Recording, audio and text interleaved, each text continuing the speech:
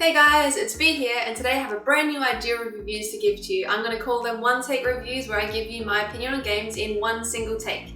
That means there'll be no editing, no scripting, no censoring. It'll be my complete, candid thoughts and opinions and experiences about games, for better or for worse.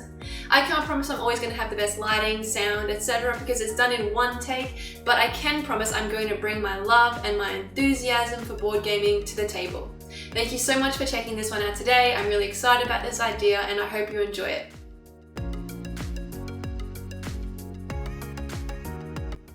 I'm going to kick things off the best way I know how with my all-time favorite game, Clank in Space. Now, Clank in Space is my #1 board game love.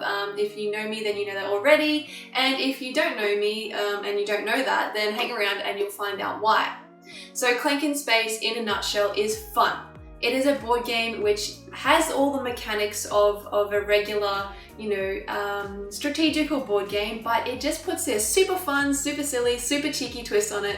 And I haven't met another game quite like it. I talk about it like it's a person, but I mean, that's just how much I love this game. It's like another, I don't mean to say another member of our family, but it's pretty high up there. I love Clank in Space. We have all of the current expansions for this game with Pulse Arcade on the way to Australia at the moment. I'm insanely excited about trying that one, and I will definitely be getting that as soon as it's available to add it to our little Clank family, as it were. So I'll tell you about the game. If you don't know about Clank, then shame on you. I will tell you about it anyway. So in this game you are playing as space thieves racing onto Lord Radicus's ship to steal his special artifacts. Before you can do that, you need access to the treasure room by docking modules along the way. Now, you'll be doing this essentially by building a deck to give you the ability to move, to fight, to do really cool things basically on the way, picking up credits for points, picking up treasures, picking up you can get you can read Lord Radicus's diary for some points, which is funny. Just silly things like that in this game really are what make it Clank. Clank has become to known.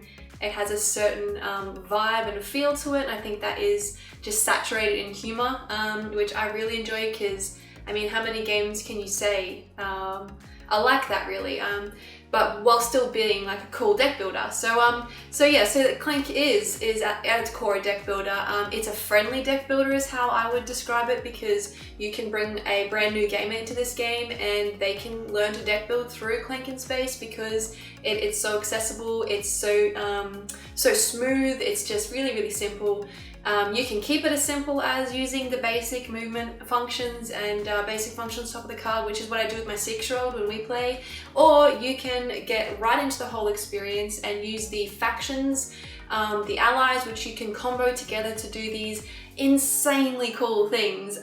There are some times when we play this game where you can play a ton of cards in one hand, just comboing them together to get these really big moves while everybody else is like, oh my god, hurry up. But you're feeling like a real boss, like throwing these cards out. So yeah, I love that about Clank in Space, the combo ability while still being an accessible game to new gamers.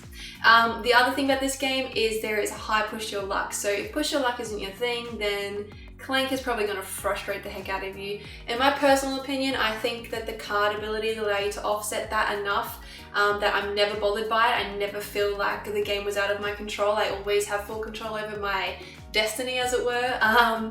But some people might be put off a little bit by it. So the push your luck comes from the Clank. So Clank is the name of the game. Clank is a little cube in your color that you get. As you go through the ship, you will have certain things that make you make Clank. So you might pass through something that gives you has a boss, not a boss, like a guard that you don't have enough stuff to fight, so you'll take a little cube and put it on your hit point. There are cards that you play that will make you put Clank into the Clank area, which then go into the boss bag, and when bosses are when a boss attack is triggered, I'm just losing my words here. When a boss attack is triggered, all the Clank cubes go into a boss bag and someone will pull out cubes randomly based on the number on the boss track at that point. And those act as hit points. Now, if you get 10 of those, then you are captured, and depending on where you're captured in the ship, you might not even get to score at all, which is really funny if it's not you. If it's you, it's like less funny obviously, but I still think it's a bit silly, so it's fine.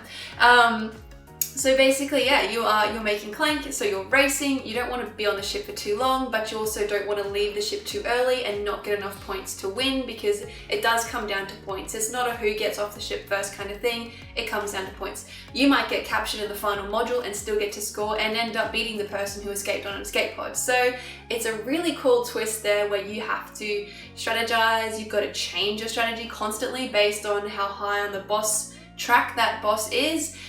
Based on how much Clank that you're being made to put in, because players can play cards against you to make you put Clank in as well. It's just this hugely awesome accumulation of fun with this game. I think I have gone on enough about it right now. I'm getting to the point where I feel like I'm going to put people off it by how much I'm raving, so I'm going to stop.